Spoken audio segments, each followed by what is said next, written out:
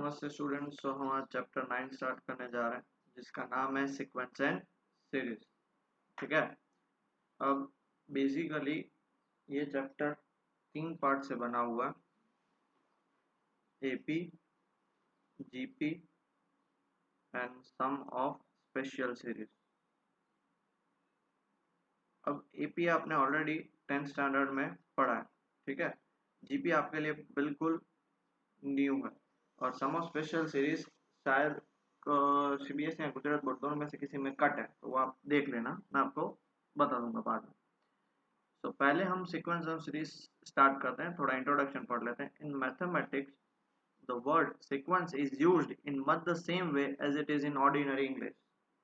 Ordinary English में हम sequence की क्या बात करते हैं, जैसे मान लो कि भाई एक्सपेरिमेंट करना होता है तो उसमें सीक्वेंस फॉलो करते हैं कि भाई पहले एक इंस्ट्रूमेंट लिया, फिर उसको कनेक्ट किया, फिर उसमें कुछ और कनेक्शन किया, फिर इलेक्ट्रिसिटी कनेक्ट की और फिर ऐसा वो सीक्वेंस होता है। ऐसा थोड़ी इंस्ट्रूमेंट लिया और इलेक्ट्रिसिटी कनेक्ट कर दी, तो it follows a proper sequence. When we say that the collection of object is listed in a sequence, we usually mean that the collection is ordered in such a way that it has identified first member, second member, third member and so on. हम ऐसे बोले कि भाई वो पूरा sequence में रखा हुआ है, उसका मतलब ये होगा कि भाई पहले ये फर्स्ट मेंबर है, फिर ये सेकंड, या फिर थर्ड और ये फोर्थ। जैसे हम रोल नंबर वाइज सीक्वेंस में बैठा दें ना सब लोग, भाई रोल नंबर 1, रोल नंबर 2, ऐसा थोड़ी होता है कि रोल नंबर 1 के बाद 12, 12 के बाद 20, 20 के बाद 5, ऐसा नहीं होता है ना। जैसे देखो, for example population of human beings और bacteria at different times form a sequence. जैसे देखो, आपके फैमिली में आप 2 हो, 2 से 4 हुए, 4 से 8 हुए, 8 से 16 हुए, ऐसे ऐसे वो कंटिन्यूसली बढ़ता जाता है, तो वो सीक्वेंस हुआ। Sequence has important application in several sphere of human activities. Human activities देखो, बैक्टीरिया का अब बोलोगे सर ये चैप्टर कहाँ पे काम आता है, तो आगे 12th में भी और इवन फर्दर स्टडीज में भी बैक्टीरिया की स्टडीज के बारे में, ह्यूमन बींग्स की स्टडीज के बारे में, स्टैटिस्टिक्स के बारे में, सब में ये इस सीक्वेंस का काम बहुत ही ज़्यादा होता है। ठीक है। सो दिस इज इंट्रोडक्शन, लिखने की जरूरत नहीं है। जैसे देखो, द नंबर ऑफ, हम पर्टिकुलरली ह्यूमंस की बात कर रहे हैं, ह्यूमन पॉपुलेशन की हम बात करें। ठीक है। तो the number of persons ancestor for the first, second and third and 10th generation are this। First में 2, 2 से 4, 4 से 8, 8 से 16, ऐसे 10 जनरेशन में कितने हो, 1024। these number forms what we call a sequence। अब ये सीक्वेंस बना है। एक और ले लेते हैं। consider the successive quotient that we obtained in the division of 10 by 3। अब देखो, हम 10 को 3 से डिवाइड करेंगे तो 3 3 जा 9, रिमाइंडर 1 बचा, तो पहला क्वेश्चन आया 3। फिर 0 लेते हैं, मतलब यहाँ पे पॉइंट, वापस 3 से डिवाइड करेंगे 9, यहाँ पे बचा 0, तो सेकंड आया 3.3। फिर वापस 3 से डिवाइड किया, यहाँ पे आया 9 1 0, तो देखो 3.33 हुआ। और फिर यहाँ पे 3 से डिवाइड करेंगे 9, तो ये क्या बचेगा, यहाँ पे 1 0। तो ऐसे कंटिन्यूसली एंड सो ऑन बढ़ता जाएगा। This quotient also forms a sequence, और ये भी एक सीक्वेंस ही बनाते हैं। So the various numbers occurring in a sequence are all called its term। ये first term, ये second term, ये third term, fourth term। And we denote the terms of a sequence by A1, दूसरे को A2, तीसरे को A3 up to N। And the subscripts denote the position of the term। Subscript मतलब ये n, जैसे 1 है वो first position, 2 है वो second position, 3 है वो third position। And the nth term is a number, at the nth position of the sequence। nth term मतलब वो first sequence, second sequence, first position, second, तो nth position, and it is denoted by an। and the nth term is also called the general term of the sequence। general term मतलब वो basic, general term कैसे बोलते हैं, जैसे AP वाले questions में हमने देखा था कि भैया an is equal to 1 plus 2n, तो ये जनरल टर्म है। n की जगह 1 डालो तो फर्स्ट मिलेगा, 2 डालो तो सेकंड मिलेगा, 3 डालो तो थर्ड मिलेगा, ऐसे। डन। ओके, आगे देखो। A sequence containing finite number of terms is called finite sequence। अब जिसमें भी गिने चुने टर्म्स है उसको finite sequence, जैसे देखो हमने देखा था, for example sequence of ancestor is a finite sequence since it contains only 10 terms। Fix number को कंटेन करते हैं तो उसे हम क्या बोलते हैं, finite sequence। and the sequence is called infinite if it is not a finite। और सही सही बात है ना भाई, जैसे क्वेश्चन वाला क्वेश्चन था सक्सेसिव क्वेश्चन, तो वो नेवर एंडिंग है, तो वो क्या हो जाएगा, infinite sequence। For example, the sequence of successive quotient mentioned above is an infinite sequence। Infinite in the sense that it never ends। Infinite मतलब वो कभी end ही नहीं होगा। Okay। Often it is possible to express the rule which yields the various terms of a sequence in general term of algebraic. जैसे मान लो n is equal to 2n, तो suppose मैं a1 डालूंगा तो 2 1 जा कितना हो गया 2, a2 डालूंगा तो 2 2 जा कितना हो गया 4, a3 डालूंगा तो 2 3 जा कितना हो गया 6। ऐसे जैसे ये एक जनरल टर्म बता रहा है, जैसे 2 4 6 ऐसे बढ़ता जाएगा ना, तो हम इसको हम एक रूल बोलते हैं। और एक रूल ले लेते हैं, an is equal to 2n-1, तो a1 डालेंगे तो 1 आएगा, a2 डालेंगे तो 3 आएगा, a3 डालेंगे तो 5 आएगा, एंड सो ऑन बढ़ता जाएगा 1 3 5 एंड सो ऑन। ये भी एक रूल बना।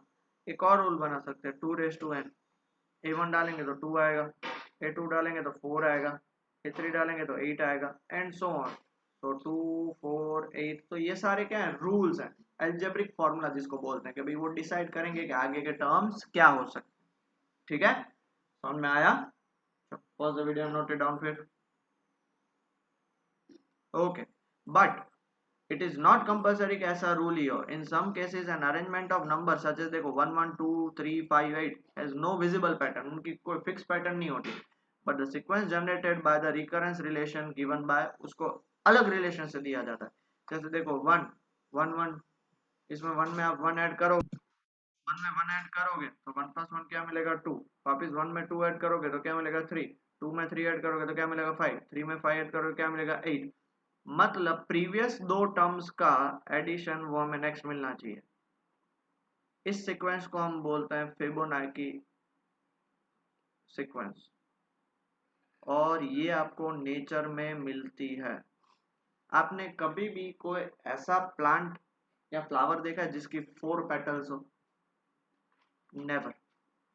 या 1 या 2 या 3 या 5 या 8, 5 और 8 उसके बाद वाला टर्म कितना 13, 13 और 8 21, ऐसे बढ़ता ही जाएगा। तो वो नेचर में ये फिबोनाची सीक्वेंस में काम करते हैं। आया समझ में? तो ये उसका एक जनरल टर्म है, an is equal to n-2 n-1। मतलब अगर मान लो a3 की बात करूं तो 3-2 क्या हो जाएगा a1 प्लस a2। अगर मैं a4 की बात करूं तो उसके दो प्रीवियस टर्म्स कौन से होंगे a2 प्लस a3। अगर मैं a5 की बात करूं तो उसके दो प्रीवियस टर्म्स कौन से होंगे a3 प्लस a4। ये बना फिबोनाची सीक्वेंस। ओके, आगे बढ़े, डन, आगे बढ़ते हैं। अब देखो सीरीज किसको बोलेंगे, तो सीक्वेंस तो हो गया। सीरीज मतलब जो भी सीक्वेंस होता है, जैसे मान लो a1 a2 a3 up to n be a given sequence, तो उन सब का एडिशन कर देंगे, उसको हम क्या बोलेंगे a1 plus a2 plus a3 plus, उसको सीरीज बोलते हैं। Is called the series associated with the given sequence. और सीरीज हमेशा कोई पर्टिकुलर सीक्वेंस की होगी, and the series is finite और infinite according to the given sequence, finite और इनफाइनाइट। अगर सीक्वेंस फाइनाइट तो सीरीज फाइनाइट, अगर सीक्वेंस इनफाइनाइट तो series infinite. Series are often represented in correct form called sigma notation. उसको इस format में भी बताया जाता है, सिग्मा मतलब समेशन। ओके, सिग्मा के इज इक्वल टू 1 मतलब 1 डाल लो, अप टू कहां तक डालना है n तक। 1 के बाद जैसे देखो मैंने 1 डाला, फिर प्लस करने का 1 के बाद क्या आएगा 2 आएगा, प्लस करने का फिर क्या आएगा 3 आएगा, plus dot dot dot up to कहां तक आएगा n तक आएगा। इसका मतलब ये होता है, कैसे लिखते हैं, summation k is equal to 1 से लेके n, एक। आ गया समझ में? तो ये था बेटा आपका सीक्वेंस एंड सीरीज का बेसिक्स। अब सबसे पहला question, write the first three terms in the following sequence. Okay, अब देखो फर्स्ट हमारे पास क्या गिवन है, an is equal to 2n plus 5। First three terms मतलब 1 डालूंगा तो कितना आएगा 2 1 जा 2 प्लस 5, ये होगा 7। अगर मैं 2 डालूंगा तो 2 2 जा 4 प्लस 9, 4 प्लस 5 कितना हो जाएगा 9। अगर मैं 3 डालूंगा 2 3 जा 6 प्लस 5 कितना हो जाएगा 11। तो देयरफॉर हमारे टर्म्स कौन से हुए 7 9 और 11 एंड सो। अब दूसरा हमारे पास क्या है, an is equal to n-3/4। अगर मैं 1 डालूंगा तो 1-3/4 कितना हो जाएगा -2/4, कितना हो गया -8। अगर मैं 2 डालूंगा तो 2-3/4 कितना हो जाएगा -1/4। 3 डालूंगा तो 3-3/4 तो कितना हो जाएगा 0। therefore -12 -1/4 0 and so. But soon तो हमें लिखना ही नहीं है, write the first three terms ही लिखने हैं, तो डॉट डॉट डॉट लिखने का कोई मतलब नहीं। क्लियर हो गया, पक्का? आगे बढ़ते हैं, नेक्स्ट एग्जांपल देखो। अब इसमें स्पेसिफाई किया गया है कि हमारे पास an is equal to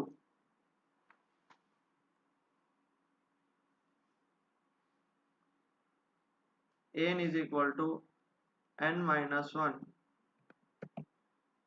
to n minus n and 3 plus n. हमें उसमें 20th टर्म फाइंड करना है, सिर्फ एक ही टर्म। तो क्या करना है, n की जगह पे 20 डाल दो,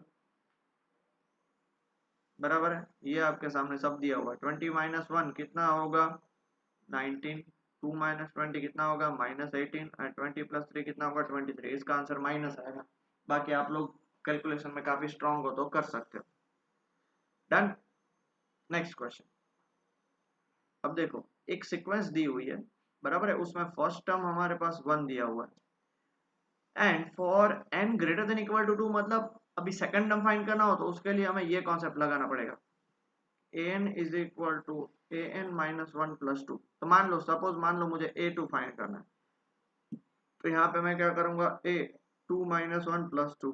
2 माइनस वन मतलब वो टर्म है, ऐसे मत लिखना a2 माइनस वन, ऐसा नहीं है वो, समझ रहे हो, वो एक पर्टिकुलर टर्म है। सो a2 minus one a1 plus two. अब मुझे बता a1 क्या है 1 और प्लस टू कितना है 3। अब मुझे फाइंड फर्स्ट 5 टर्म्स करना है, तो a3 भी फाइंड करना पड़ेगा। तो a3 मतलब क्या होगा, प्रीवियस टर्म, मतलब मैं लिख सकता हूँ a2 प्लस टू। अब a2 बताओ मेरा क्या होगा, 3 प्लस टू कितना हो गया 5। फिर अगर मैं a4 फाइंड करना चाहूँ तो a4 क्या होगा, a3 प्लस टू। a3 कितना है मेरा 5 प्लस टू कितना हो जाए 7। a5 कितना है, a5 कितना है a4 प्लस टू। ओके, तो कितना हो जाएगा 7 plus two is equal to 9। तो उसकी सीरीज क्या होगी, 1 प्लस 3 प्लस 5 प्लस 7 प्लस 9। आ गया समझ में। बस ऐसा ही क्वेश्चन है। तो यहाँ पे हमारे एग्जांपल्स खत्म होते हैं। अब एक्सरसाइज 9.1, उसमें सबसे पहला question, write the first 5 terms from 1 to 6। उसमें nth टर्म गिवन है। तो चलो फर्स्ट टर्म फाइंड करेंगे 1, 1 प्लस 2 कितना आ गया 3। सेकंड टर्म फाइंड करेंगे 2, 2 प्लस 2 8 टू जा 4 टू जा 8। फिर 3 कितना लिखेंगे 3, 3 प्लस 2 5 3 जा 15। a4 4, 4 प्लस 2 4 प्लस 2 6 4 जा 24 एंड a5 5, 5 प्लस 2 कितना होगा 35। हो गया खत्म। Therefore first 5 terms are 3, 8, 15, 24 and 35। Okay, उसका सेकंड क्वेश्चन देखो ये रहा। अब उसका first term a1 is equal to 1 by 1 plus 1, 1 by 2। a2 2 by 2 plus 1, 2 by 3। a3 3 by 3 plus 1, 3 by 4। a4 4 by 4 plus 1, 4 by 5। a5 5 by 5 plus 1, 5 by 6। therefore terms कौन से होंगे 1 by 2, 2 by 3, 3 by 4, 4 by 5 and 5 by 6। Done. आगे बढ़े। Next क्या दिया हुआ है, a1 2 का पावर 1 2, a2 2 का पावर 2 4, a3 2 का पावर 3 8, a4 2 का पावर 4 16 और a5 2 का पावर 5 32। तो कौन से टर्म होंगे 2, 4, 8, 16, 32। डन। आगे बढ़े। Next a1 2 into 1 minus 3 by 6, इसका आंसर आएगा -1 by 6। a2 2 into 2 minus 3 by 6 मतलब 4 minus 3 1 by 6। a3 2 into 3 minus 3 by 6, 2 3 जा 6 माइनस 3 3 बाय 6 मतलब half. a4 2 into 4 minus 3 by 6 8 minus 3 5 by 6 और last 5 2 into 5 minus 3 by 6, answer आएगा 7 by 6। Done. Next question. Okay, अब इसमें हमें find करना है a1। तो -1 का पावर 1 माइनस 1, 5 का पावर 1 प्लस 1। अब देखो 1 माइनस 1 0, किसी का पावर 0 होता है 1, तो ये हो जाएगा 5 स्क्वायर, हो गया 25। नेक्स्ट a2 -1 का पावर 2 -1, 5 का पावर 2 + 1, ये हो जाएगा -1 का पावर 1, तो ये नेगेटिव, और 5 का पावर 3 125। A3 -1 का पावर 3 -1 और 5 का पावर 3 + 1, 3 + 1 मतलब 4, -1 का पावर 2 मतलब प्लस, और ये हो जाएगा 625। A4 -1 का पावर 4 -1 और 5 का पावर 4 + 1, 5 का पावर 4 + 1 इज 5 का पावर 5, ये होगा नेगेटिव, ये कितना हो जाएगा 3125। और A5 इज -1 का पावर 5 -1, 5 का पावर 5 + 1, तो ये -1 का पावर 4 इज प्लस, और ये हो जाएगा 15625। ठीक है, तो these are the 5 terms. Okay, pause the video and note it down. Next question, चलो A1 n1, 1 का स्क्वायर 1 + 5/4, सो 1 × 6/4 कितना होगा 3/2। ओके, A2, अब देखो ये बच्चे को ऐसा लगता है ये वो मिक्स फ्रैक्शन में, मिक्स फ्रैक्शन नहीं मल्टीप्लाई में, 2 का स्क्वायर 4 + 5/4, सो 2 × 9/4, कट कर दो, ये हो गया 2, तो 9/2। A3 3 का स्क्वायर 9 + 5/4, 3 × 14/4, ये कट हो जाएगा 7, और ये हो गया 2, 21/2। A4 4 × 4 का स्क्वायर 16 + 5/4, आया 4 4 कैंसिल हो जाएगा, सो 4 × 21/4 कैंसिल हो गया 21। और A5 5 × 5 का स्क्वायर 25 + 5/4, तो 5 × 30/4, ये कट कर दो 15, और ये हो जाएगा 2, मतलब ये हो जाएगा 75/2। ये 5 टर्म्स मिल गया आपको। Okay, next question, find the indicated terms, particular term find करना है। जैसे देखो हमें सबसे पहले ये 17 फाइंड करना, तो 4 × 17 - 3, 17 4 68 - 3 65, बराबर। A25 4 sorry 24, A4 × 24 - 3, 24 4 96 - 3 is 93। आ गया। जब कोई पर्टिकुलर टर्म पूछा तो वही फाइंड करो, बाकी सब फाइंड करने की जरूरत नहीं है। नेक्स्ट क्वेश्चन, अब देखो A7 पूछा है, A7 मतलब 7 का स्क्वायर अपॉन 2 का पावर 7, देखो ना n, 7 का स्क्वायर इज 49, 2 का पावर 7 इज 128। ओके, 49/128, ये कोई कट नहीं होगा इसलिए छोड़ दो। नेक्स्ट नाइन्थ टर्म, तो A9 इज इक्वल टू -1 का पावर n 9 - 1 और 9 का क्यूब, तो A9 -1 का पावर 8 प्लस 9 का क्यूब इज 729। नेक्स्ट A20 20 20 - 2/20 + 3, बराबर 20 × 18/23। ओके, तो 20 × 18 इज 360/23। आगे आंसर, ऐसे ही सारे क्वेश्चंस हैं, छोटे छोटे क्वेश्चंस। ओके, नेक्स्ट आगे बढ़ते हैं। अब 11th देखो, right the first 5 terms in each of the following. तो फर्स्ट 5 टर्म्स वाला A1 तो कितना है हमारा क्वेश्चन में दिया हुआ है, A1 इज 3। अब देखो A2 फाइंड करने के लिए ये रिलेशन है, क्या रिलेशन है, A2 is equal to 3A2 - 1 + 2, मतलब 3A1 + 2 हो गया ना। इसका मतलब तो ये वो 3 इंटू प्रीवियस टर्म, n - 1 मतलब previous term, so 3 into previous term is 3 plus 2, so 9 plus 2 is 11। next is A3, so 3 into previous term is A2 plus 2, so 3 A2 कितना है 11 और plus 2, so 33 plus 2 is 35। next A4, 3 into previous term is A3 plus 2, so 3 A3 is 35 plus 2, 35 3 is 105 plus 2 107। and next A5, 3 into A4 plus 2, 3 into A4 is 107 plus 2, so ये 321 plus 2 is 323 हो गया। Simple, पक्का। आगे बढ़े, next question देखो, हमें first 5 terms find करने। A1 हमारे पास है -1, अब हमें अगर A2 फाइंड करना है तो ये क्या होगा A1/2, क्योंकि प्रीवियस टर्म है ना, प्रीवियस टर्म बाय n, मतलब जो लेना है वो A1 है -1/2।